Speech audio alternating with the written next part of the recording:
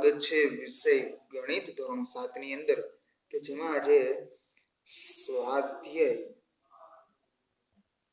11.3 વિશે આપણે અભ્યાસ કરવાનો છે કે જેની અંદર આપણને વર્તુળનું ક્ષેત્રફળ અને પરિઘ વિશે આપણે જાણી ગયા છીએ। તો ફરીથી એમનું સૂત્ર બંનેનું લખી દઉં છું। તો વર્તુળનો પરિઘ એનું સૂત્ર થશે 2πr, વર્તુળનું ક્ષેત્રફળ એનું સૂત્ર થશે πr સ્ક્વેર, બરોબર છે। અને બીજું એક સૂત્ર કે વ્યાસ બરાબર એટલે કે d બરાબર ત્રિજ્યાના ભાગ્યા ત્રિજ્યા ગુણાકારમાં 2, બરોબર છે। અને મને ત્રિજ્યા ગોતવાની કીધી હોય તો r બરાબર d ના છેદમાં 2, d મીન્સ કે વ્યાસ, r એટલે કે ત્રિજ્યા, બરોબર છે। આ ચાર સૂત્ર ખાસ કરીને આપણે યાદ રાખવાના કે જ્યારે આપણે વર્તુળનું ક્ષેત્રફળ અને પરિઘની વાત કરીએ ત્યારે, બરોબર છે। તો પહેલી રકમ આપણને આપેલી છે કે તમે સ્ક્રીન ઉપર જોઈ શકો છો કે એક વર્તુળાકાર કાગળની એનો પરિઘ આપેલો છે 154 મીટર। પરિઘ એટલે કે જ્યાંથી તમે શરૂઆત કરો છો વર્તુળ પૂરું કરો એ જ પોઈન્ટે આવીને તો એક પરિઘ પૂરો થયો એમ કહેવાય, બરોબર। તો એનો પરિઘ આપણને 154 મીટર આપેલો છે।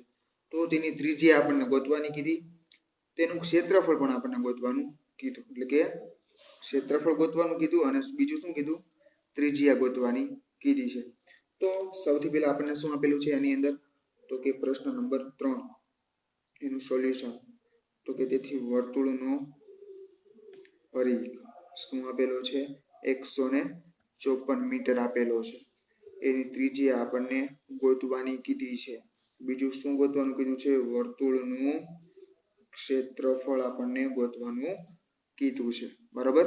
તો આપણને પરિઘ આપેલો હોય, બરોબર, પરિઘ આપેલો હોય તો એની ઉપરથી 2πr, 2 કોન્સ્ટન્ટ છે એટલે કે અચળ છે, 2 પાઈ છે એની કિંમત આપણને ખબર છે 22/7, તો r ની વેલ્યુ મળી જાય, પરિઘ આપેલો છે 2 છે, પાઈ એટલે કે 22/7, તો r મળી જાય, તો કે હા, તો તેથી વર્તુળનું પરિઘ બરાબર 2πr, બરોબર છે।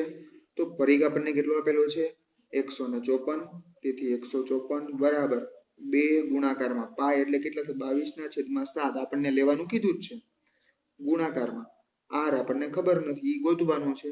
તો તેથી હવે જોજો દોસ્તો, 7 અહીંયા ભાગાકારમાં આવે છે એટલે અહીંયા આવશે તો શું થઈ જશે, ગુણાકારમાં આવી જશે 154 ગુણ્યા 7, આ બંને અંશમાં છે તો એ કેમ આવી જશે, ભાગાકારમાં આવી જશે, પણ એ બંને કેમાં રહેશે, ગુણાકારમાં, તો અહીંયા આપણને r આપણને કરતા થઈ ગયો, બરોબર છે। હવે શું કરીશું, તો કે આ બધાનો આ બંનેનો ગુણાકાર, આ બંનેનો ગુણાકાર કરી પછી એનો ભાગાકાર કરી નાખવાનો, તો આપણને શું મળશે, તો કે ત્રિજ્યા આપણે છેદ ઉડાડશું તો આપણને શું મળશે, r બરાબર તો કે 49/2 મીટર આપણો જવાબ થઈ જશે, બરોબર છે।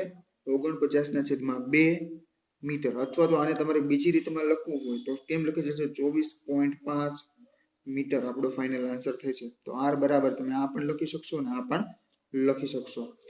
હવે એનું શું ગોતવાનું કીધું છે, આપણે ત્રિજ્યા મળી ગઈ એટલે હવે એનું શું ગોતવાનું છે આપણી પાસે, તો કે વર્તુળનું ક્ષેત્રફળ, તો કે તેથી વર્તુળનું ક્ષેત્રફળ બરાબર આપણને શું મળશે, પાઈ r સ્ક્વેર, પાઈ ની કિંમત 22/7 ગુણાકારમાં r બરાબર આપણે શું મળ્યું 49/2, પણ વર્ગ છે એટલે વર્ગ, બરોબર। એને આપણે લખી કેવી રીતે શકશું, તો કે 22/7 ગુણાકારમાં 2 વખત છે એટલે 49/2 ગુણાકારમાં 49/2, બરોબર છે। સત્યુ શું થઈ જશે 49 થઈ જશે, 11 × 2 52 થઈ જશે, 22 થઈ જશે, બરોબર। તો છેદ ઉડી ગયા, તો હવે આપણી પાસે શું હતું 11 ગુણાકારમાં 7, 11 ગુણાકારમાં 7 ગુણાકારમાં 49, છેદમાં કેટલા આવે છે 2 આવે છે। તો આનો આપણે ભાગાકાર કરીએ તો આપણને કેટલા મળશે, તો કે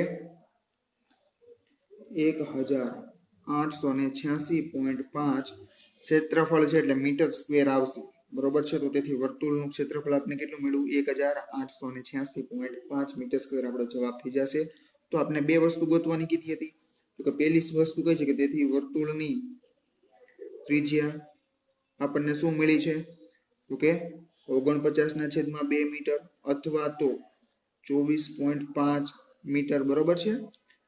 બીજી વસ્તુ આપણને શું ગોતવાની કીધી હતી? તો કે વર્તુળનું ક્ષેત્રફળ. તો ઈ કેટલું મળ્યું આપણને? 1886.5 મીટર સ્ક્વેર મળેલું છે. તો આપણો આ ફાઇનલ આન્સર થઈ ગયો.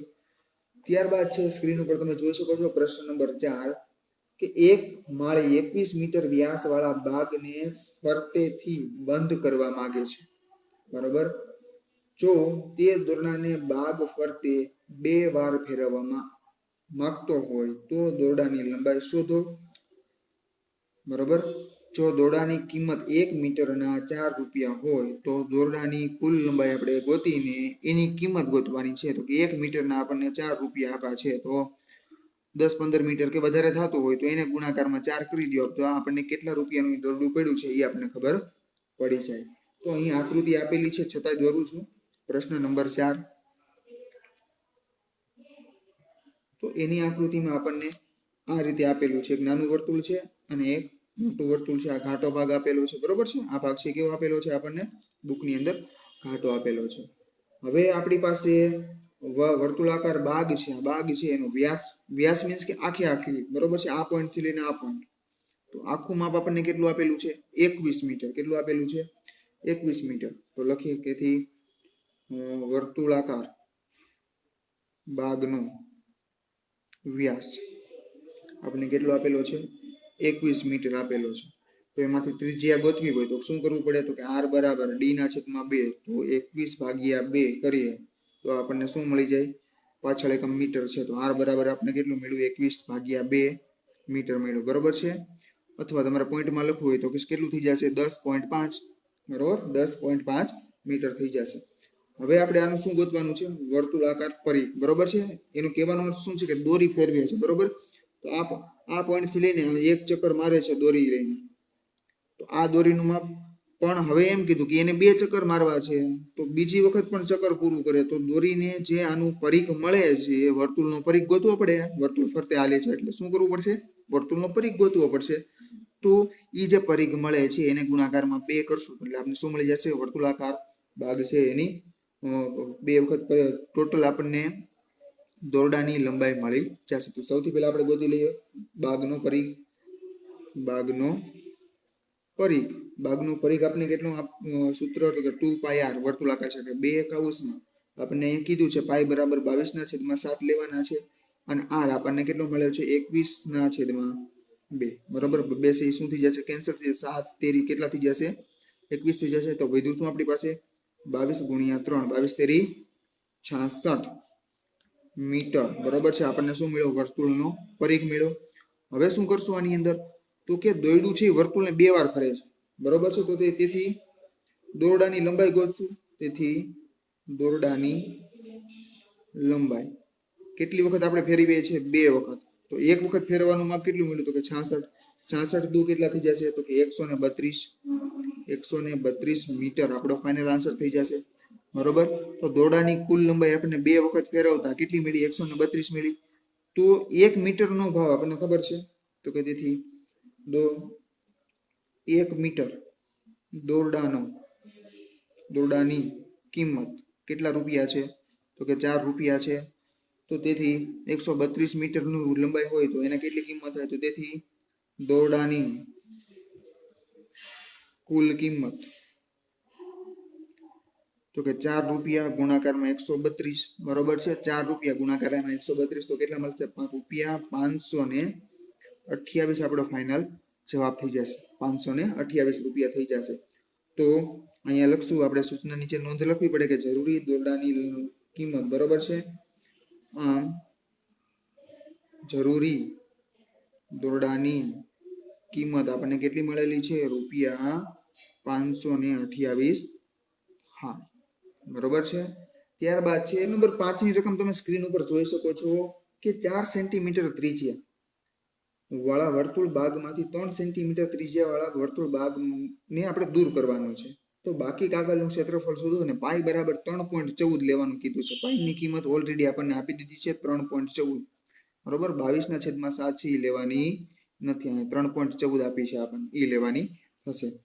તો ખરેખર આની અંદર શું બનશે તો કે પ્રશ્ન નંબર 5 એની આકૃતિ આપણને આપેલી છે દોરીએ તો આ જે નાનું વર્તુળ છે એની ત્રિજ્યા કેટલી છે તો કે 3 સેન્ટીમીટર છે બરોબર છે એની ત્રિજ્યા 3 એની ઉપર એક મોટું વર્તુળ આવેલું છે શું છે એક મોટું વર્તુળ આવેલું છે તો એની ત્રિજ્યા શું બને છે તો કે 4 સેન્ટીમીટર છે આની ત્રિજ્યા કેટલી છે 4 સેન્ટીમીટર છે તો આની આપણે મોટી ત્રિજ્યા છે એટલે આપણે કેપિટલ આર કહીએ અહીંથી લઈને મોટા વર્તુળને નાના વર્તુળ છે એને આપણે સ્મોલ આર કહીએ બરોબર શું કામ કેપિટલ કેમ કે ત્રિજ્યા છે ને આપણે આર વડે દર્શાવીએ અને બે ત્રિજ્યા ભેગી થાય એટલે સ્મોલ આર ને કેપિટલ આર વડે દર્શાવીએ છીએ તો આ જે વચ્ચેનું વર્તુળ છે એ આપણે કાઢવાનું છે કયું આ વર્તુળ કાઢવાનું છે તો હવે એ કાઢ્યા પછી આનું ક્ષેત્રફળ આ જે આટલું ક્ષેત્રફળ છે એ કેટલું થશે એ આપણે જોવાનું છે બરોબર તો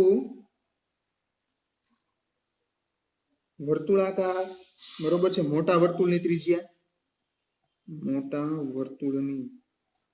ત્રિજ્યા એટલે કે કેપિટલ આર છે આપણો કેટલો છે 4 સેન્ટીમીટર છે નાના વર્તુળની ત્રિજ્યા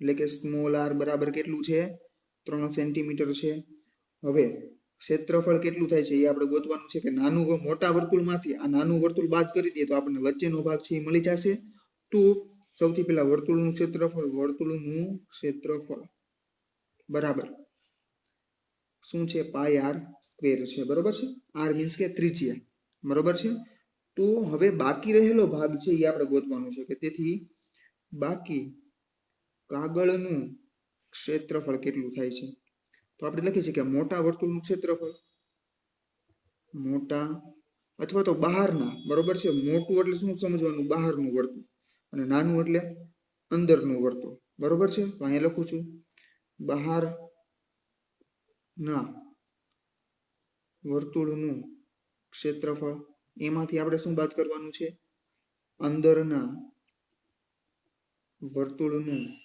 ક્ષેત્રફળ બાદ કરવાનું છે તો બહારનું આપણે વર્તુળ તો મોટું છે ને તો એ મોટા વર્તુળની ત્રિજ્યા આપણે શું લઈશું કેપિટલ આર તો આનું ક્ષેત્રફળ શું કેપિટલ આર નો વર્ગ થશે માઇનસ અંદરના વર્તુળનું ક્ષેત્રફળ એટલે કે સ્મોલ આર છે તો અહીંયા આપણે પાઈ આર સ્ક્વેર સ્મોલ દર્શાવેલો છે હવે બંને જગ્યાએ પાઈ છે તો શું કરશું પાઈ કોમન કાઢી લઈએ શું કરશું પાઈ છે કોમન કાઢી લઈએ તો પાઈ કોમન કાઢ્યું તો અંદર શું વધ્યું કેપિટલ આર નો વર્ગ માઇનસ સ્મોલ આર નો વર્ગ કૌંસમાં હવે બધાની કિંમત મૂકી દઈએ કેપિટલ આર એટલે આપણી પાસે કેટલા છે આપણે ખબર છે કેપિટલ આર એટલે 4 સેન્ટીમીટર અને સ્મોલ આર એટલે 3 સેન્ટીમીટર તો પાઈની કિંમત આપણને 3.14 આપેલી છે કેટલી આપેલી 3.14 આર નો વર્ગ કેપિટલ આર એટલે કે 4 છે 4 નો વર્ગ માઇનસ સ્મોલ આર એટલે કે 3 નો વર્ગ કૌંસ પૂરો બરોબર તો કે 3.14 કૌંસમાં 4 નો વર્ગ કેટલો થશે 16 4 નો વર્ગ તો આની અંદર તમે જોશો તો 4 નો વર્ગ કેટલો થશે 16 થશે માઇનસ 3 નો વર્ગ કેટલો થશે 9 થશે તો 3.14 16 માઇનસ 9 કરીએ તો કેટલા આવશે 16 માઇનસ 9 કરીએ તો કેટલા આવશે 7 આવશે તો અહીંયા ગુણાકારમાં કેટલા લખવું પડશે 7 લખવા પડશે હવે 7 તેરી કેટલા થઈ જશે 21.14 + 98 તો સેન્ટીમીટર સ્ક્વેર આટલું ક્ષેત્રફળ છે આપણને કેટલું મળશે આ જે ભાગનું છે એ આપણને મળશે બરોબર કયો ભાગ જો આ જે અહીંયા લીટા કરું છું એ ભાગનું ક્ષેત્રફળ આપણને બાકી રહેલા કાગળનું મળેલું છે તો અહીંયા આપણે લખી શકીએ કે તેથી બાકીના કાગળનું ક્ષેત્રફળ બરાબર 21.98 સેન્ટીમીટર સ્ક્વેર થઈ જશે તો આ પ્રમાણે આપણને કોઈ પણ દાખલાઓ આપેલા હોય તો એ દાખલાની રકમ વાંચવાની સમજવાની અને ત્યાર પછી નક્કી કરવાનું કે એની અંદર આપણને શું પૂછવું છે ખાસ કરીને જોવાનું રહેશે કેમ કે આ બધી રકમો છે એ અટપટી હોય છે થેન્ક યુ